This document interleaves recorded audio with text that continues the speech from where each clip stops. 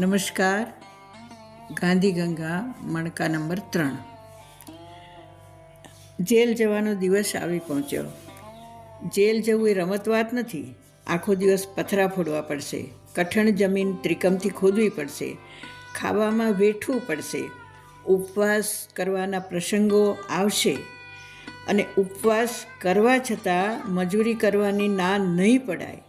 શરીર બેભાન થઈ પડી જાય ત્યાં સુધી કામ કરવાનું છોડી શકાશે નહીં. જેટલો વિચાર કરવો હોય એટલો આજે કરી લો. જેલમાં ગયા પછી ત્યાંના દુઃખ ન સહેવાય અને આંખમાં આંસુ આવે તેના કરતાં આજે ન જવું એ જ સારું. સપ્ટેમ્બરની 16મી તારીખ, સોમવારનો દિવસ, જગતના ઇતિહાસનું દિવ્ય પાનું ઉઘડ્યું હતું. આપેલા વચનોને પગ તળે કચડી નાખી દક્ષિણ આફ્રિકાની સરકાર ચપટીમાં આવેલા ચાંચડની જેમ હિન્દી કોમને ચોળી નાખવા તૈયાર હતી. હિન્દીઓને લડાઈ આપ્યા વિના છૂટકો નહોતો. ગમે એટલા સંકટ ઝીલીને ભારત માતાનું નાક સાચવવાનો હિન્દીઓએ નિર્ધાર કર્યો હતો.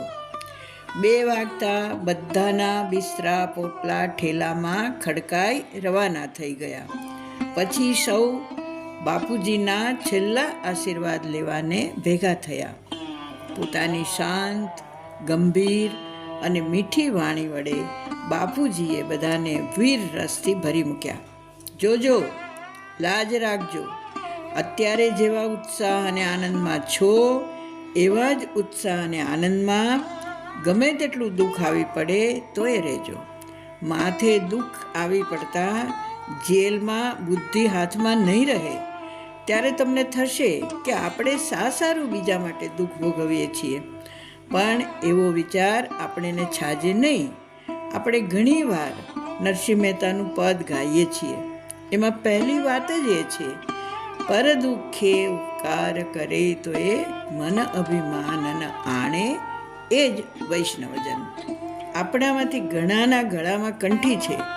આપણે વૈષ્ણવ જન્મ્યા છીએ. આપણો ધર્મ છે કે પારકાને દુઃખે દુઃખી થવું, બીજાને દુઃખે દુઃખી થવા સિવાય, એમના કષ્ટમાં ભાગ લીધા સિવાય આપણે બધું કંઈ જ નથી કરી શકતા. પારકાનું તો શું, પણ આપણા સગા ભાઈઓનું દુઃખ દૂર કરવું એ આપણા હાથની વાત નથી. દુઃખ દૂર તો ઈશ્વર કરે છે.